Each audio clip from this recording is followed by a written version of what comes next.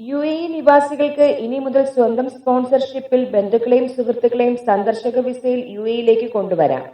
30, 60, 90 ദിവസ കാലാവധിയുള്ള വിസയിൽ രാജ്യത്തേക്ക് കൊണ്ടുവരാനാണ് അനുമതിയെന്ന് federal authority for identity, citizenship, customs, port security വ്യക്തമാക്കി. ICP വെബ്സൈറ്റ്, സ്മാർട്ട് ആപ്പ് എന്നിവയിലൂടെ ഇതിനായി അപേക്ഷ സമർപ്പിക്കാം.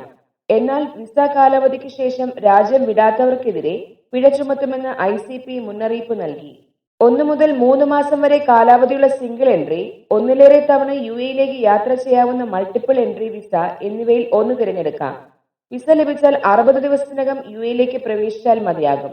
ICP വെബ്സൈറ്റിലോ മൊബൈൽ ആപ്പിലോ ഡിജിറ്റൽ ID ഉപയോഗിച്ച് ലോഗിൻ ചെയ്ത ശേഷം വിസ ഓപ്ഷനിൽ ക്ലിക്ക് ചെയ്ത ശേഷം സിംഗിൾ എൻട്രിയോ മൾട്ടിപ്പിൾ എൻട്രിയോ സെലക്ട് ചെയ്യണം. പിന്നീട് visit a relative or friend എന്ന ഓപ്ഷനിൽ ആവശ്യമുള്ള കാലാവധി അനുസരിച്ച് സെലക്ട് ചെയ്ത് വ്യക്തിഗത വിവരങ്ങൾ നൽകി ഫീസ് അടച്ചാൽ തത്സമയം ഡിജിറ്റലായി തന്നെ വിസ ലഭിക്കും. വ്യക്തിയുടെ പേരും വിലാസവും തെറ്റുകൂടാതെ രേഖപ്പെടുത്തിയെന്ന് ഉറപ്പാക്കിയ ശേഷമേ അപേക്ഷ നൽകാവൂ. അപേക്ഷിക്കുന്ന വ്യക്തിക്ക് 6 മാസ കാലാവധിയുള്ള പാസ്പോർട്ട്, മടക്കയാത്രാ ടിക്കറ്റ്, ആരോഗ്യ ഇൻഷുറൻസ് എന്നിവ ഉണ്ടായിരിക്കണം. വിസ ഉടമ പൗരന്റെയോ വിസക്കാരന്റെയോ സുഹൃത്തോ ബന്ധുവോ ആയിരിക്കണമെന്ന നിബന്ധനയുണ്ട്. ICP നിർദ്ദേശിക്കുന്ന 1, 2 വിഭാഗത്തിൽ ജോലി ചെയ്യുന്ന വിദേശികൾക്ക് മാത്രമേ സ്വന്തം സ്പോൺസർഷിപ്പിൽ ബന്ധുക്കൾക്കും സുഹൃത്തുക്കൾക്കും വിസ നൽകാനാകൂ. ബിരുദം, അടിസ്ഥാന യോഗ്യത ആവശ്യമുള്ള തസ്തികയിൽ തൊഴിൽ ചെയ്യുന്നവരാണ് 1.